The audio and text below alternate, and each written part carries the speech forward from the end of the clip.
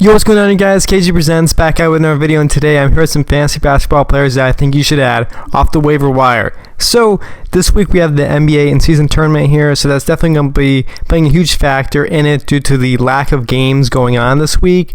But I'm going to be here today to hopefully give you some players that I think you should add. So without any further ado, let's get into the video and let's get into these must-add players. So the first one I think you should add is Obi Toppin. He's been playing really well lately. However, he is questionable for tonight's game, so that definitely is going to play a factor. If he's good to go, be sure to add him. But if he's not good to go, then as you can see right there, we're going to add Nesmith onto your roster because he's going to be starting for Toppin.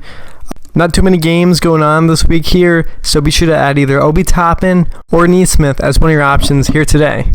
Next up, we have Al Horford from the Boston Celtics. Now, Al Horford started all of last week due to the injury to Kristaps Porzingis, and he clearly excelled last week. One of those games, he had 16 points, 9 rebounds, 6 assists, 2 steals, and 3 blocks. So he was clearly filling up the stat sheet there. In the previous game against Philadelphia, he had 20 points, 6 rebounds, 3 assists, a steal, and 2 blocks. So he was doing exceptional once again in that game as well. So Kristaps Porzingis has been ruled out for tonight's game against the Indiana Pacers. So heavy minutes are in line for Al Horford. So look for him to continue to put up these amazing stats like he did last week with another one of those performances tonight. So if you're lucky enough to get your hands on Al Horford tonight for the streaming option, feel free to do so. He's going to be great tonight. Be sure to add Al Horford if you can. Next up, we have Josh Hart, a member of the New York Knicks. So the New York Knicks are playing on Tuesday night. Josh Hart's going to be one of the streaming options that I think you should add. He's been playing a lot better lately, but in the beginning of the year, he definitely wasn't playing up to his potential. At the end of last year, so with the New York Knicks, he was doing pretty good, and the rebounds have been a little bit down this year. I think that's been the biggest thing with Josh Hart. Plus, his three-point percentage has not been nearly as high. So hopefully with his recent stretch of games where he's been playing a little bit better, he's hopefully going to continue to do well, especially here Tuesday night, considering there's not many games being played. Now, if Josh Hart is available in your league, obviously in ESPN leagues, 37% roster rate.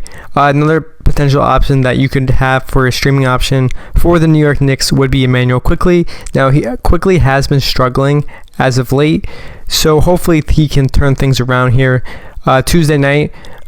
Things are definitely not the best for Quickley right now, but there's not really too many options going on. You know what I mean? So please be sure to go out there, add Josh Hart, add Emmanuel Quickley onto your fantasy roster for Tuesday night as the streaming option. Go out, do that right now, and hopefully it works out for you.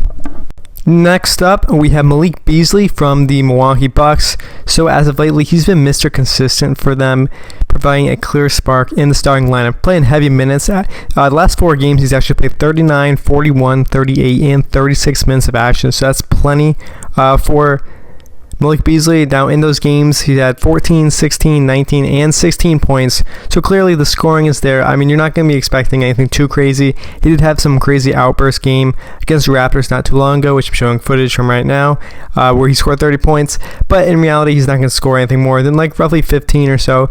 But that's plenty to get the job done because he's going to put in some supplemental rebounds, a couple assists, potentially a steal or 2. So things are definitely going to work out for Malik Beasley. Again, not too many streaming options going on due to the lack of games this week, and if you're lucky to get your hands on Malik Beasley, go out and stream him for Tuesday night's action.